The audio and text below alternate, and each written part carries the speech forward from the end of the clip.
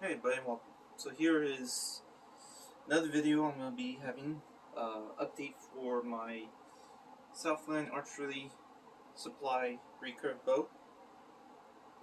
And, well, it's been a few years and I haven't done an update or show you guys this.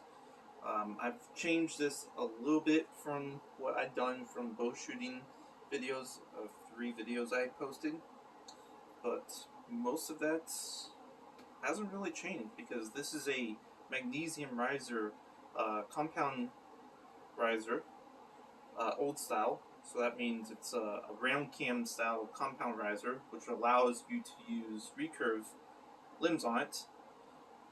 It comes stock with the recurve limbs and the compound riser. These are fiberglass limbs, but what makes this special compared to other recurves that you can get is that this also has the built-in lips right here that standard compound limbs have on old style compounds, where they have a little tiny round lip inside the limb piece attachment, so you can unscrew the bolts on compound riser, compound limbs to make it so you shoot less poundage. This, you can do exactly the same thing for a recurve bow. Yes, because there's that little lip right here built into the limbs. It's very, very nice. Now, the only changes I've done is I added some broadbands on top right here. I know they're in bad placements. And then I have minis here and here, ultras here and here. I have had 4 of these, but I took off 2 because I think that was a little too much on the string. But these are supposed to be limb saver. They're not leeches. I think they're leech ultras or something like that. I have a True Glow 4 arrow quiver.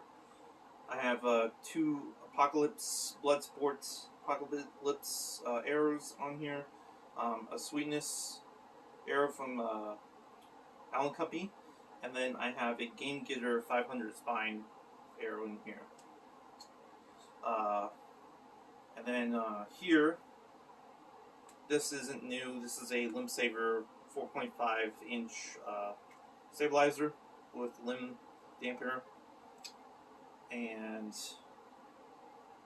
I changed the white Velcro to more of just a standard Velcro you can buy from like Walmart or something. You can get like a Velcro tape and just put that felt side on the top of the limbs. It actually works nicely. Makes it less boom boom boom on the bow. And then this arrow sight, I don't know the name of it. I'll have to post the link down below, and you guys can see this. But this is my most real thing that I've really been wanting to get for any kind of bow, because this is full aluminum. This is not like some plastic from like Allen Company or from True Glow where they have a plastic carbon fiber mixture mixed into it to make it a little bit more tougher. This is full aluminum, so this is like really tough. I mean, I can literally punch somebody with this sight itself and still not break it. Now the pins are a little bit, the pins are all metal, but some, I forget what happened, but one of these pins broke off the little pin pieces. But yeah. And then the standard stock, I still have the Bear Weather little double-sided tape shooter thing here. I'm still thinking, I don't know if I want to get a Limb Saver fallaway double-sided tape piece that sits right here, so if an arrow falls down, it doesn't go clunk, clunk, clunk, clunk. I'm still thinking about that because sometimes shooting off the shelf is actually cool. But when I first got this bow, what made me a little weary about this bow is that there was no information about the riser. The height, the distance from the string to the riser. So the brace height, I just remember the name of it. Sorry. There was no mention of what kind of brace height you should have on this bow. So that kind of like was like, yeah. I was still amazed that I actually managed to shoot this bow and be somewhat precision, even without having the sights tuned in, like I said on my long time ago videos, a couple years ago. I was actually just shooting instinctively, even though I did have a sight on here. It wasn't tuned, so I was just shooting instinctively. And, yeah. So, I haven't went that far on how many twists I should have on this to get the correct brace height.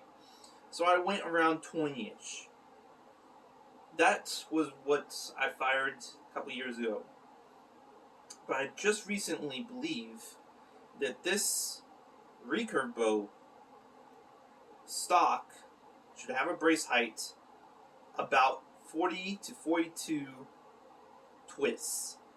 So that's a little bit of extreme, but I think I found the sweet spot for this bow of the correct brace height on it. It has the least amount of twang, but also has some amount of straightness for your flighting of your arrow. So I don't know.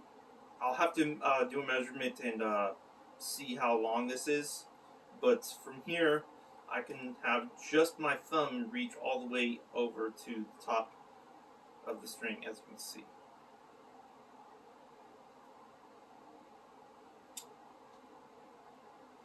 But yeah, it's a fantastic bow. I really like this. And again, for $100 for a magnesium riser, old style compound riser that you can put all of your accessories on, and fiberglass limbs that do have the compound lips on it, so you can reduce the poundage for 3 churns on each limb to reduce the amount of poundage from 40 at 28 inches of pull rate to 30. That is incredible. No modifications of limbs needed, which is very nice. I really like that feature. So I'll pull back an arrow and show you guys how it looks.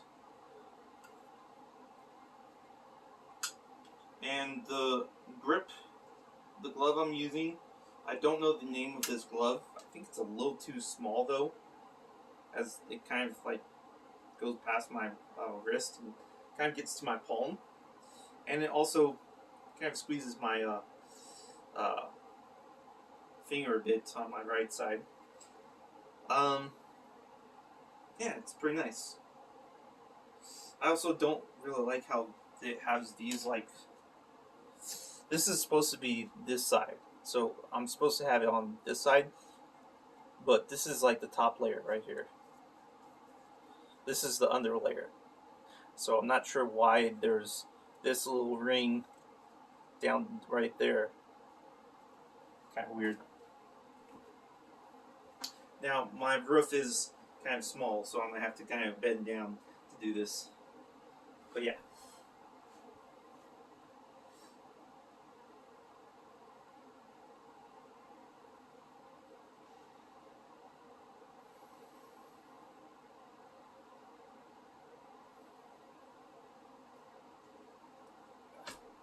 Twisting it too much to the left. The cool thing also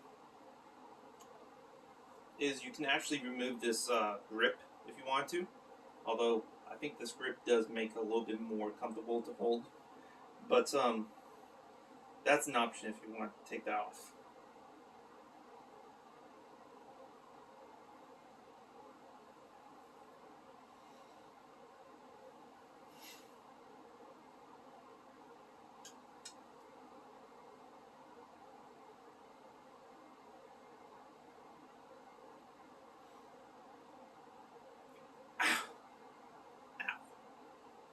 Finger.